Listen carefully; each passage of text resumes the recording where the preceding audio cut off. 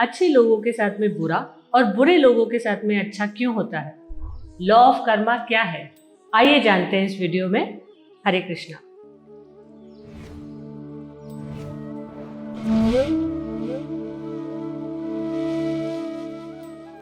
मान लीजिए आपने एक मूवी को बीच में से चालू करा। वहां पर एक पिता अपनी बेटी के साथ में खेल रहा है, अपनी पत्नी के साथ में बहुत अच्छा व्यवहार करता है, अपने नौकरों के साथ में भी बहुत अच्छा व्यवहार करता है, पर अचानक पुलिस आती है और उसको पकड़ लेती है।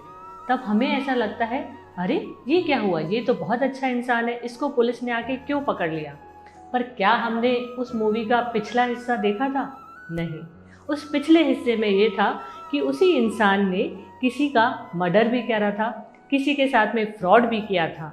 तो क्या वो इंसान अभी भी इनोसेंट है? नहीं।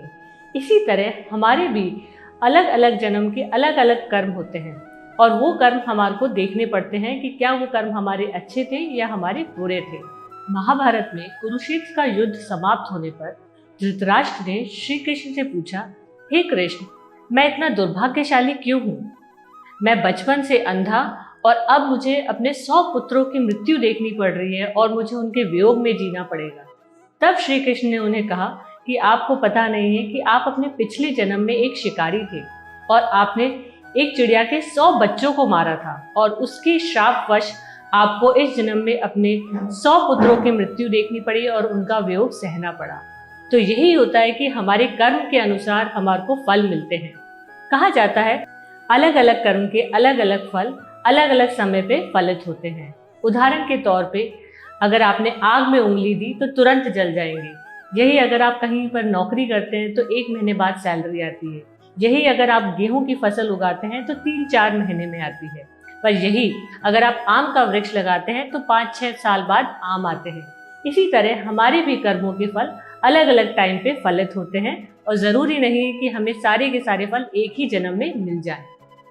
कृष्ण भक्त जो कृष्ण की भक्ति करते हैं उन्हें ये पता होता है कि ये सारे जो कर्म मिल रहे हैं, चाहे वो अच्छे हैं चाहे वो बुरे हैं, वो सारे के सारे उनके जन्म के पिछले जन्म के कर्मों के अनुसार मिल रहे हैं। और उनमें ये भक्ति करते करते ये सहनशीलता आ जाती है कि वो उस चीज़ को बिल्कुल ही अलग नज़रिए से देखते हैं। वे यह तरीके से देखते हैं कि अगर ग्लास में पानी है और जो कि आधा भरा हुआ है तो वो ये नहीं कहते कि ये ग्लास आधा खाली है, पर वो ये कहते हैं कि ये ग्लास आधा भरा हुआ है। इसीलिए कहते हैं कि हमें श्री कृष्ण की भक्ति करनी चाहिए और भक्ति करते करते हमारे में वो सहनशीलता आ जाती है जिससे कि हमारी बड़ी से बड़ी विपदा, अगर हमारे पिछले जन्म के कर्म ऐसे हैं जिससे हमारे को कुछ बुरा मिल रहा है, वो बुरे विपदा को भी हम आराम से पार कर जाते हैं। भगवद गीता में श्री कृष्ण ने चैप्टर 2 में 50वें श्लोक में बताया है, बुद्धि युक्तो जहाती है उभे सुकृत दुष्कृते तस्माद योगाय युज्यस्व योग कर्मसु कौशलम। अर्थात श्री कृष्ण कहते हैं कि जो भी इस जन्म में मेरी भक्ति करते हैं वो इस जन्म के कर्म बंधन से मुक्त हो जाते हैं। चाहे वो अच्छा कर्म हो चाहे बुरा कर्म हो, उन सारे बंधनों से मुक्त हो जाते हैं और वो मेरी शरण में आते हैं।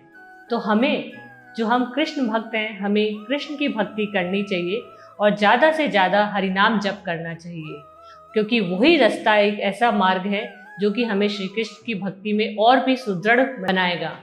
हमारा प्रयास ये होना चाहिए कि हम ज़्यादा से ज़्यादा कृष्ण भक्ति का कार्य करें और हरिनाम जप करें। हरे कृष्णा कृष्ण कृष्णा हरे राम राम राम हरे हरे, हरे कृष्णा। तो आप कृष्ण भक्ति के प्रति क्या क्या कार्य करते हैं, हमें कमेंट बॉक्स में ज़रूर बताइए। हरे कृष्ण।